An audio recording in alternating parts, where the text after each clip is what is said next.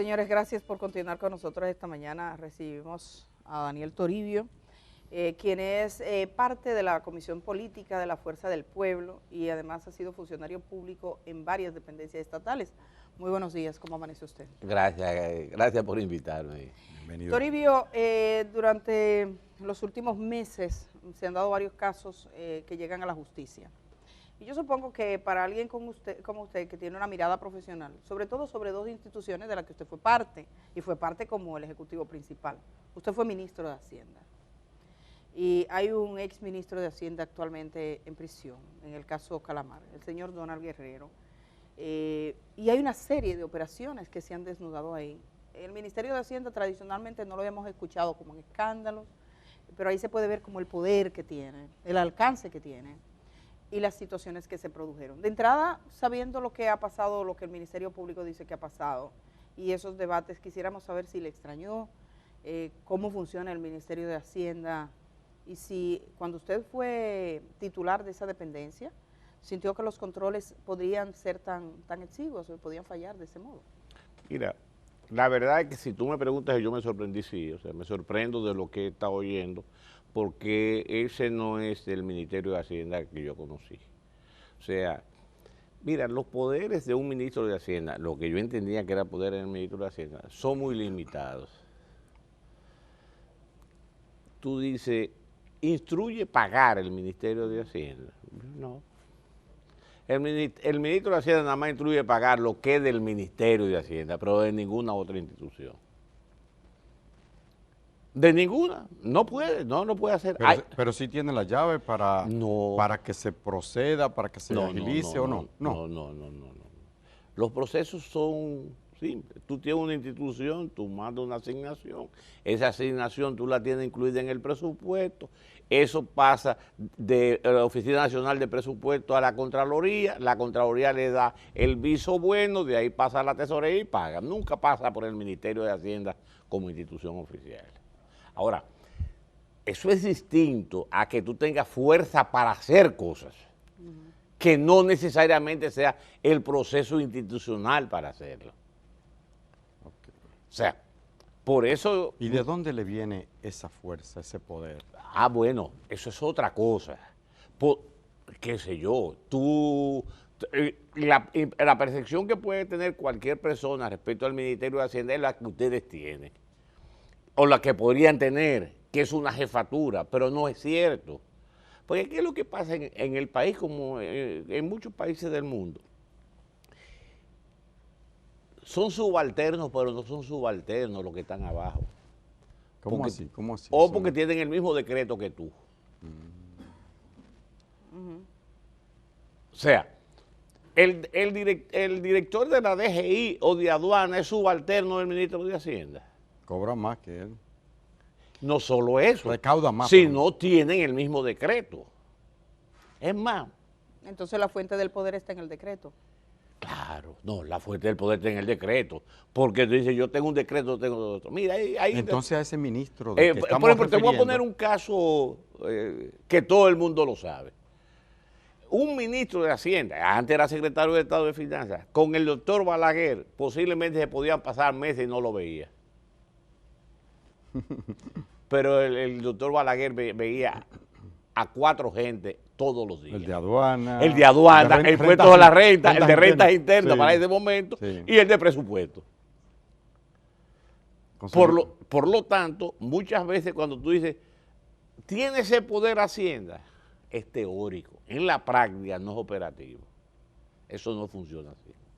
Entonces, lo que usted está diciendo reafirma el criterio de algunos, o la percepción de algunos, de que ese poder le era transferido de alguna manera por alguien que está por encima de todo, en este caso el presidente de la República. La verdad es que no te voy a decir si es que tú cogiste el poder, porque posiblemente yo salga como ministro de Hacienda y con el pecho enfrente, tú tienes que cumplir, tú tienes que hacer tal cosa. Entonces, tú no sabes cómo eso es la operatividad, pero la verdad es que a la pregunta de si me sorprende, sí me sorprende. Obviamente ahí hay temas cruciales, por ejemplo, vamos por el que aparenta ser más sencillo, pero que en definitiva es uno de los que más infames, por el tema de las bancas de apuestas, que Sí. usted ve que solo falta que pongan una banca de lotería en la garita del Palacio o en una del Congreso, porque tenemos bancas, donde quiera que usted se mueve, usted ve bancas, y usted Sí. dice, esto sí es florecido. Resulta que no era casual, había un grupo integrado por el Ministerio de Hacienda, al margen de la legislación interna, era un grupo externo, con un señor, no sé si usted lo conoce, Mimilo Jiménez, porque ha dicho que ha sido, él dice que está en el Estado como suplidor desde que tenía 20 años No, y no, tiene... Desde el 77. Desde O sea, el 77. sé quién es, o sea, porque he oído hablar de él, nunca he tenido... No una- me rodeaba No, haciendo lo no, que- no, no. Entonces no, no, crearon no. ese sistema y se cobraba a las bancas. Aquí tuvimos a representantes de los banqueros y se volvió eso un desastre. ¿Usted cómo lo ve? Y en su gestión, cuando usted estuvo en el Ministerio de Mi- Hacienda, ¿cómo funcionaba eso?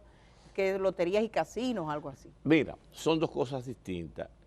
Cuando yo fui ministro de Hacienda y antes secretario de Estado de Finanzas, el control de las bancas de apuestas no estaba en Hacienda, estaba en la lotería. Por lo tanto, yo nunca tuve un mayor nivel de vínculo, nada más que fuese impositivo, con ese tipo de instituciones. Ahora, lo que sí para mí era preocupante, y lo es en este momento, mucho más que la banca, que es preocupante, eran las máquinas tragamonedas en los colmados.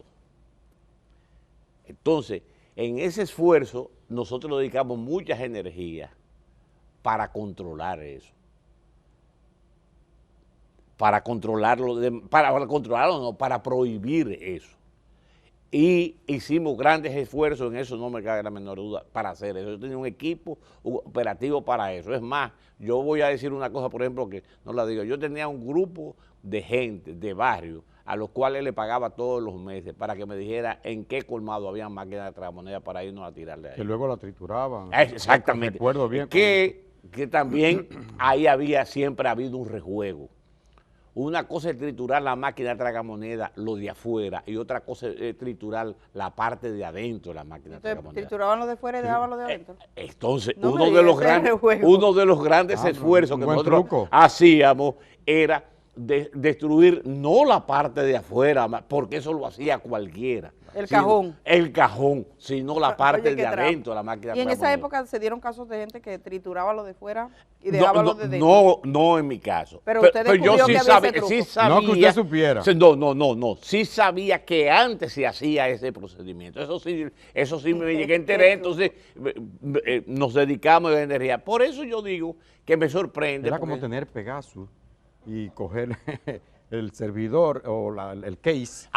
Así y es. quedarse con el programa. Y quedarse con el disco es. duro, No, con toda y la tú, entonces tarjeta. tú tenías Wow, el qué software, bien. el disco duro y todo, y volvía. Iba, quemar la caja. Quemar la caja de afuera, sí. Iba a una ebanitería, a algún sitio, Y le hacía otra vez. le hacía la caja por fuera, y lo que tenía valor era el corazón de la máquina de tragamonedas. Hasta más bonita la Tú podían hacer. tenías que velar para que no solo se desbaratara lo de fuera, sino también lo de adentro. Por eso tú digo, cuando yo veo estas cosas, yo señalo que a mí me sorprende. O sea, cuando yo veo lo que oigo, porque uno no tiene elementos de juicio para comprobar la veracidad de esa, a mí me parece, o sea, Pues no. también debió sorprenderle aún más el tema de las expropiaciones, del pago de presuntas o reales deudas o antiguas deudas ya Sí. olvidadas, Desde incluso antes que usted- hasta por los dueños, desde antes que usted y yo Antes naciéramos. de que usted naciera. Ajá. Sí, Le mira, vamos a brindar un cafecito para que no se Venga, enfríe, cómo porque- no. Un café Déjame frío, decirte hermano. lo siguiente.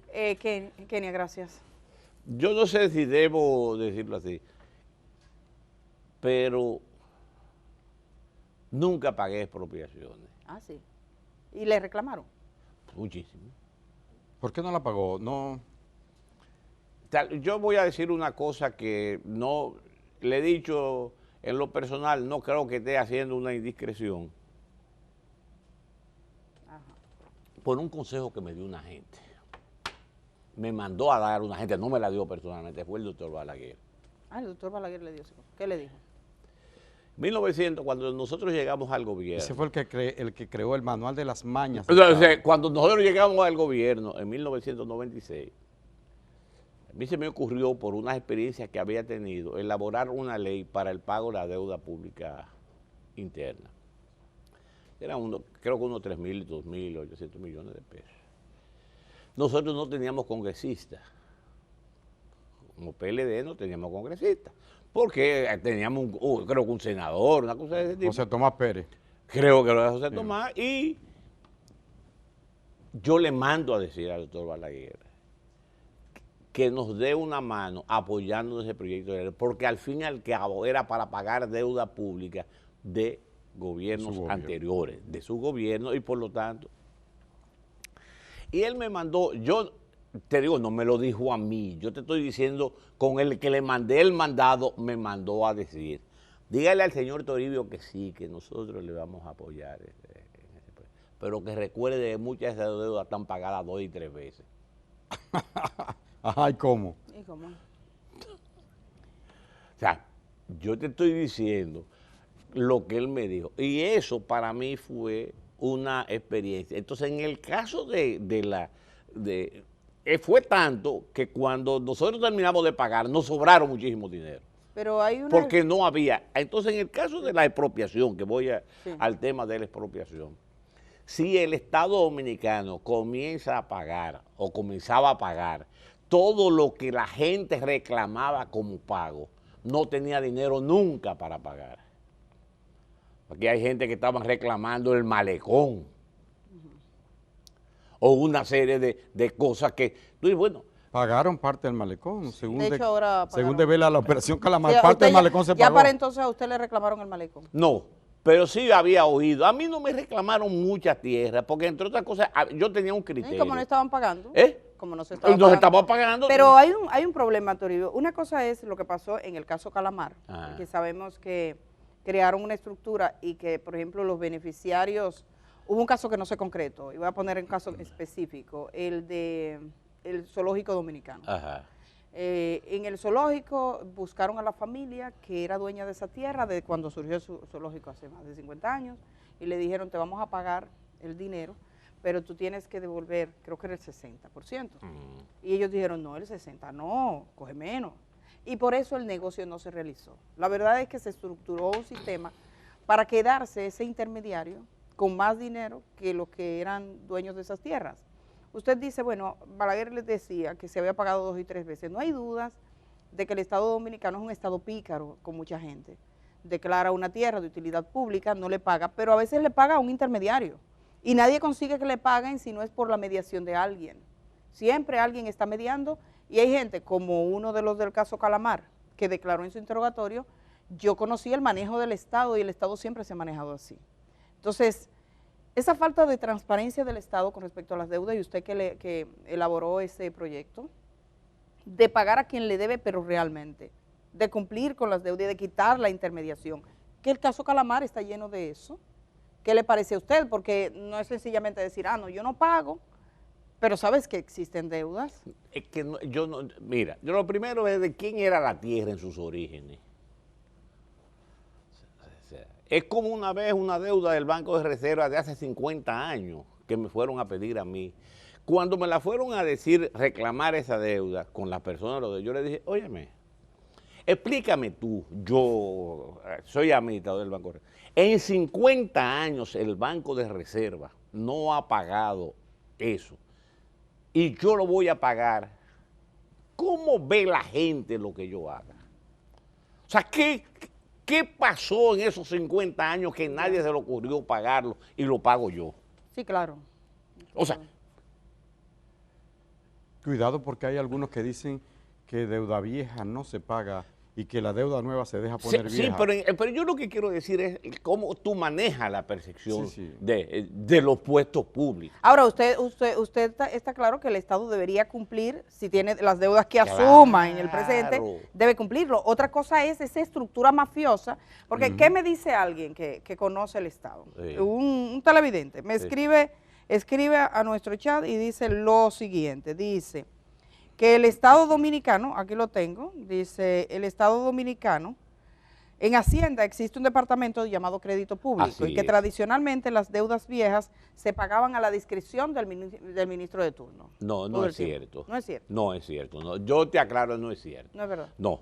Y te voy a decir por qué. Por desgracia, en una cosa que yo critiqué, en la reforma constitucional se constitucionalizó la Contraloría. Y se dijo que quien pague es la Contraloría General de la República. Lo cual a mí, en ese momento y ahora, me parece un error. Ya. Porque quita la responsabilidad a las otras instituciones de la obligación de pagar. Ya. Entonces, yo fui ministro de Hacienda, fue muy poco tiempo. Nunca pagué. ¿Cuánto tiempo duró usted? Año, en el último periodo, año y 6 meses, año y Un año y 5, 6 6 meses. meses. Solo se paga lo que la Contraloría apruebe. Mire, Perdón, solo lo que la Contraloría aprueba, solo, y nada más. Ok. No, Si no- o sea, si no no pasa- es, por ejemplo, yo Por tengo, eso hay varios funcionarios. De yo eso- tengo amigos que hoy en día no son tan amigos míos, porque yo no le pagué deuda, porque yo decía, la Contraloría Debe decidir. es la que tiene que visar la operación, ver los documentos, ver si están... ¿Por qué? Porque la Constitución de la República le establece a la Contraloría la obligación de hacer eso. Es como el sedazo.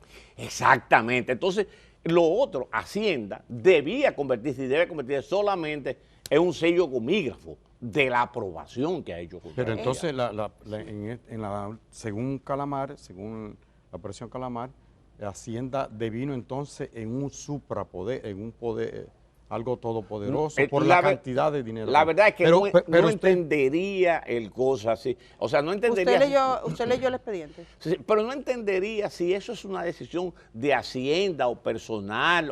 Del ministro. O sea, son dos cosas distintas. Porque, te insisto, el procedimiento es Contraloría. En el caso de la deuda pública, de cualquier deuda pública, Contraloría está en la obligación de visar eso.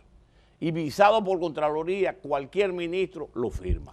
Pero en el caso Calamar está el Contralor, precisamente, además del ministro. Parece que era un combo show, un combo bien, No, una orquesta más yo bien. Pero- los detalles no Ok. los conozco y además tengo una característica general. Cuando he estado en una institución, no volteo la cara para no convertirme en sal. Lo felicito Ah, para... de que- Sí. Sí, no. para no convertirme en sal. Sí, No, para, no. para Sí, no, sí, no, echar ni lodo paso. Ni paso por la institución. Pero usted estuvo en el Banco de Reserva también. También, pero ni antes de, pase. antes de ir a lo del Banco de Reserva, que creo también, Sí. Germán, que es muy relevante, solo preguntarle, evidentemente, ante estos casos de corrupción que usted ha visto en la administración pública, nos están diciendo que el Estado tiene que tener unas normativas. Usted dice, mire, la ley dice que paga la Contraloría, pero cuando usted ve todo lo que ocurría, hay gente que no tiene que ver con el Estado, haciendo negocios en el Estado, gente que está sometida por ese expediente, parece que en el Estado siempre había un resquicio para salirse de la norma. Pero las normativas siempre existen. Escúchame. Las No, normas... yo no te- no, no se preocupe, porque te diga. quiero decir, las normativas existen. Que tú la incumples es otra cosa, pero las normativas existen. Mira, yo te voy a decir lo siguiente. Eso de que las normativas existen, por ejemplo, una de las quejas a la Contraloría, no de ahora, desde cuando yo estaba, te voy a poner un caso que para mí es especial. En todas las instituciones públicas hay unos contralores que dependen de la Contraloría.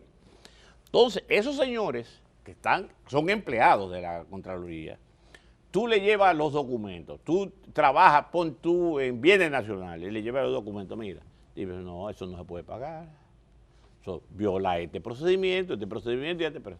Y al final te dice, lo visa, es decir, le pone un sello de visado por la Contraloría. ¿Qué es lo grave? Que eso lo hace antes, pero que entonces inicia un proceso que va de la institución a presupuesto, de presupuesto a Contraloría. ¿Y qué pasa en Contraloría? Que después fiscaliza y audita ese mismo expediente, que su gente lo firmó como bueno. Pues sí, parte. Y se convierte en juez y parte. Y una de las irracionalidades... Pero para eso está la Cámara de Cuentas luego. No, porque ahí es que está el tema. ¿Por qué Contraloría tiene que tener las dobles funciones? Ya.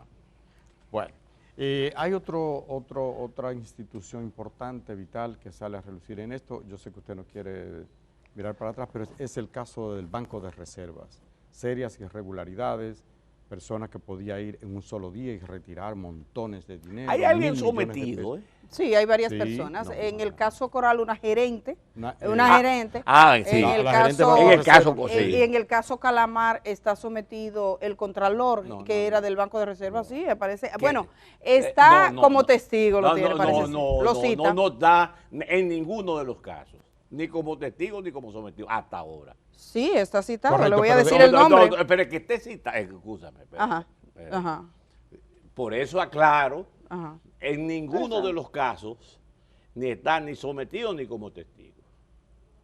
¿Debería? Está mencionado, no lo sé.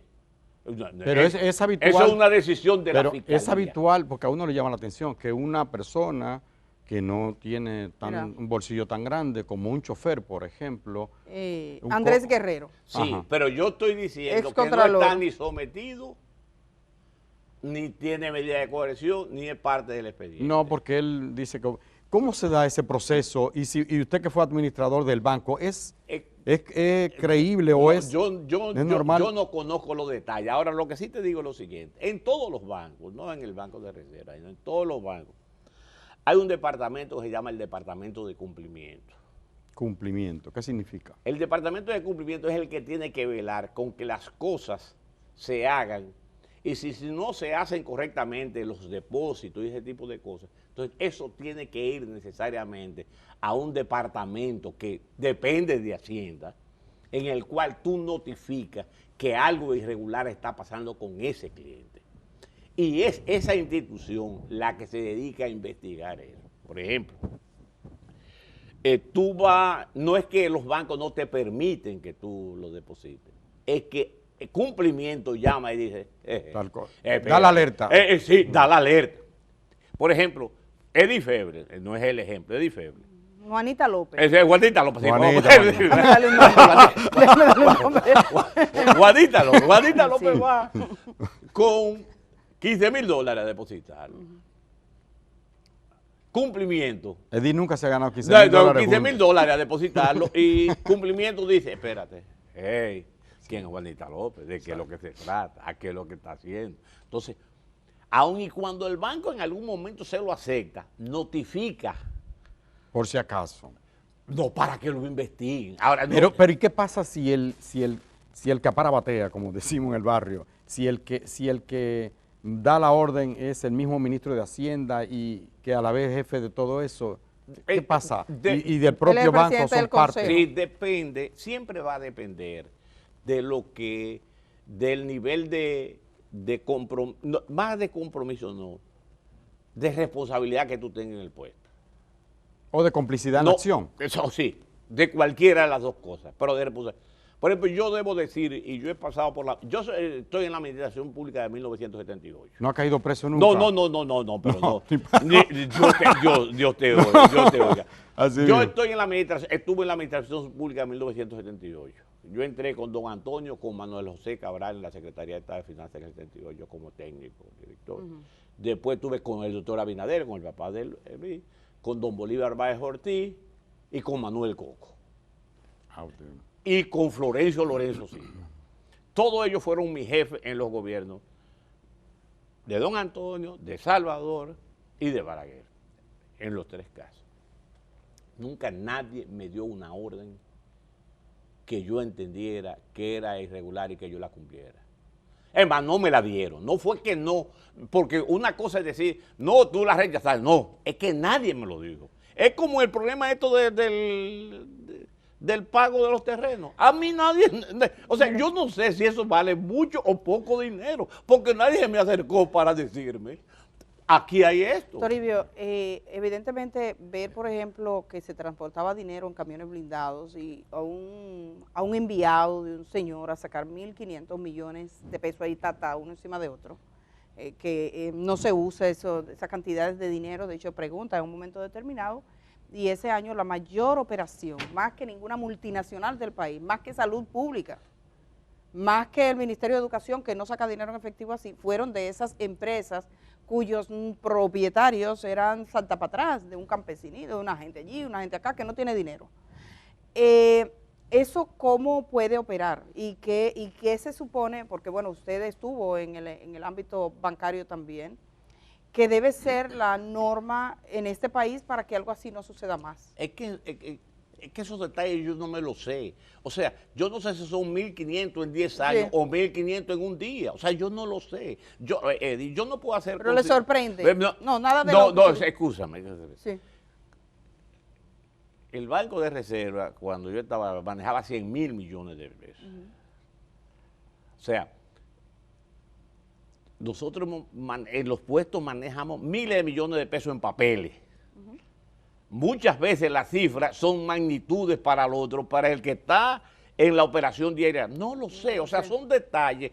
Vamos a ver cómo se afina el asunto. Tú oyes, por ejemplo, si tú oyes un abogado de lo que la defensa dice, no, eso no es posible porque para llevar esa cantidad en tanto cosas requiere, entonces todo eso es un proceso en el cual yo no lo conozco, por lo tanto hacer un juicio de valor respecto Ahora, al tema. hay una cosa, vámonos a lo genérico entonces, abandonemos Sí. los detalles específicos, el hecho de que se utilice una institución de tanto prestigio. Ahora mismo ellos han decidido tomar ciertas acciones de prevención, de medidas, según lo que tengo entendido, porque hay que decir que esos son temas cruciales y es un tema relevante. Es el Banco del Estado, usted fue parte de ahí, sabe la importancia que tiene en las transacciones públicas una entidad de esta naturaleza que hay que preservar porque es del pueblo dominicano. ¿Usted considera que la política, el ejercicio político puede llegar a contaminar hasta eso? Sí, no. O sea, no me cabe la menor duda que el ejercicio político puede llegar a contaminarlo todo. Máximo si tú entiendes que le debe al partido, cuando llegas al poder, entiende que los puestos son puestos del partido y puestos tuyos y no para servirle a la población. Cuando tú llegas a ese criterio y apliques ese criterio, te pasa, para ponerte un ejemplo, la de la directora de salud de Barahona, que entiende que ella tiene que decirle a su cosa que se van o lo aconsejo. ¿Tú me entiendes? Entonces, obviamente, el ejercicio de la política tiene que manejarse con mayor nivel, primero de transparencia, pero además de seriedad en el manejo de las cosas. Definitivamente, bueno, nos queda chance, creo que para una última Sí. pregunta. Daniel, la fuerza del pueblo, usted es un alto dirigente Sí. de esa organización que ha puesto objeción a la reserva al 20% en el modo en que lo establece la Junta Central Electoral. Me gustaría su parecer sobre esto, porque algunos lo ven como un pataleo, como una manera de poder hacer luego lo que quieren los partidos. Es que ¿Por qué es que se oponen ustedes? ¿Qué es lo razonable? Que si la ley establece que sea el 20%, sea el 20% de la candidatura. De todos. De la candidatura. ¿Cómo tú vas a establecer que discriminación entre una y otra? Eso no hace sentido. Eso es lo racional, lo lógico. Obviamente que hay un temor por parte del PRM, porque vamos a estar claros, es el PRM que está detrás de la resolución. Porque si se da en el otro criterio, en que sea en todas las candidaturas, ese 20%... ¿Cómo se hizo anteriormente? Ese 20% es mayor, siempre será así y debería ser así. Mira qué es lo que pasa, y aprovecho el escenario de la Fuerza del Pueblo. Nosotros estamos más centrados en este momento en el crecimiento de la organización como está y en los esfuerzos. Y déjame decirte, y estamos contentos. Ya. Estamos muy contentos porque ahora acaba de llegar a verse la encuesta CISA, pero antes tuvo la Gallup. No, pero la CISA es como... Pero la CISA da lo mismo que la Gallup. Bueno, ustedes... O sea, y yo te voy a decir, ¿por qué da lo mismo? Solo un segundo. Porque en la Gallup nosotros hemos dicho que hay un sesgo a favor de Luis Abinader. Ya. Porque, por una cosa simple, encuestaron el 68% de los que encuestaron habían votado por Abinader, cuando en las elecciones pasadas solo votó el 52%. Ya. Y estableció un sesgo de 16 puntos porcentuales que, haciendo un cálculo, te da lo mismo que te dio la CISA, sin ninguna diferencia. Ya. Otro día una jornada un poco más larga, porque siempre es bueno hablar de política. Vamos Sí, a hablar con usted sí. de política. Y él se apasiona también con la política. No quisiera, desde su vida en la política. Ay, sí. Gracias por estar aquí. No, Daniel gracias a Toribio. ustedes. De señor. verdad, gracias. muchísimas gracias Bueno, a Daniel Toribio, que es sí. parte de la Comisión Política de la Fuerza del Pueblo, y además funcionario, ya ustedes escucharon, en varias dependencias públicas. Vamos a ir a la pausa. UCATESI, la Universidad Católica del Nordeste, está hoy con nosotros. También tenemos a Johnny Ramírez, nos vamos con él y cuando regresemos, Indira Azuero va a estar hablando con estos académicos desde la academia, a ver los retos que tienen.